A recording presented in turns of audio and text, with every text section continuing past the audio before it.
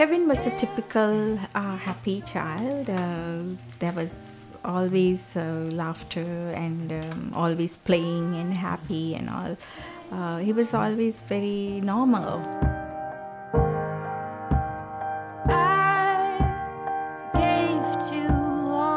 So age passed by. When he became age 3, his age other kids were start talking, but Kevin was non-verbal.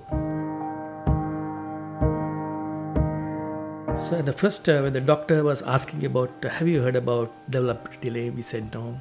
Have you heard about autism? We didn't know, because that's the first interview we're having with the developmental pediatrician. So we didn't think that much of seriousness. We thought it's like you're having a fever, taking a Tylenol, you'll be okay. So we were expecting doctor to prescribe some sort of medication to come out of the autism.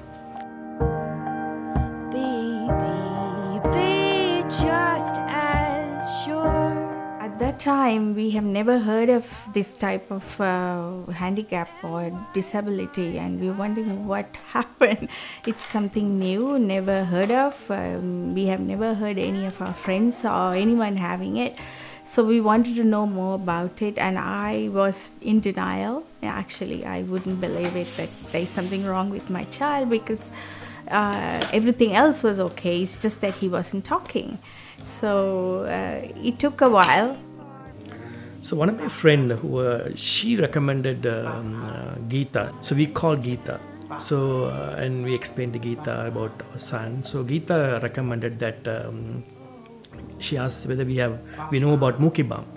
So Mukibam have programs.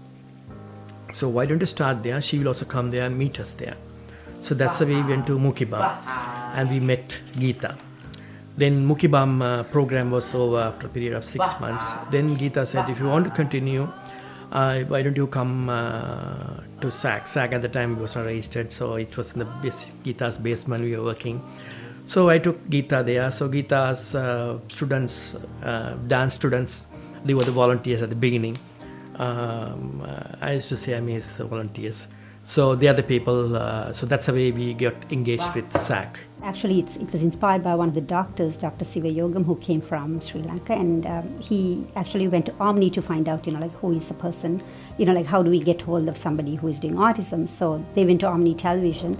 Omni called me to say, can you connect with these people? So Dr. Siva Yogam said, why don't you just, start something, I'll be behind it. And I told him, I don't have any medical background, nothing to do with this. But he goes, no, you only need the passion to do it. So that's how SAC was formed.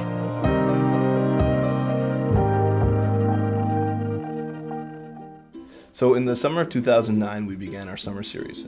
Every weekend, it would be Geeta, her dance group, myself, and the families, the SAC families, bringing their kids, usually to an open park or Oriole Community Center, and I think Milk and Mills as well, for just activity periods. And we'd spend maybe 2, sometimes longer, 3 hours playing games, soccer. We'd have them do warm-up exercises.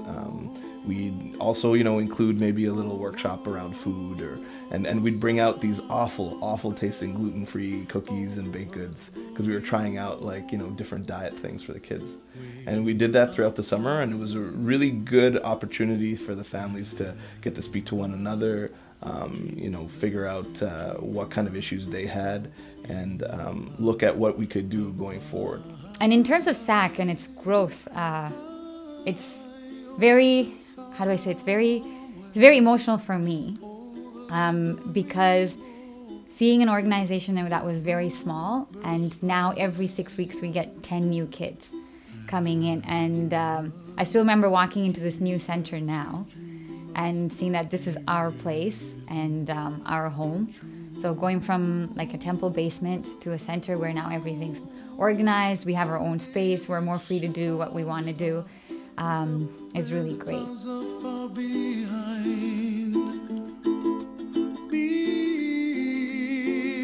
Trouble melts like lemon drops high above the chimney top. That's where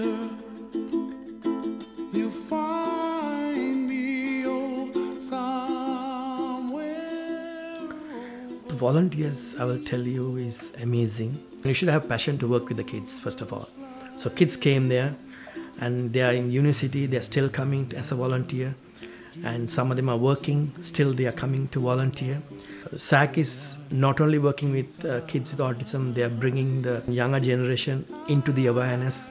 I'm thankful the parents who are sending their kids to volunteer at SAC. There's a lot of discussion around how we can educate our parents more, and I think what we want to do going forward is put our parents in a position where they are behavioral therapists.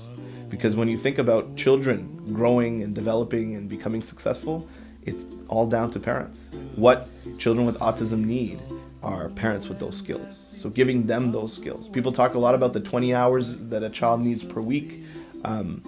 Those hours can be had at home, and they can be had for free. You don't need to worry about motivation.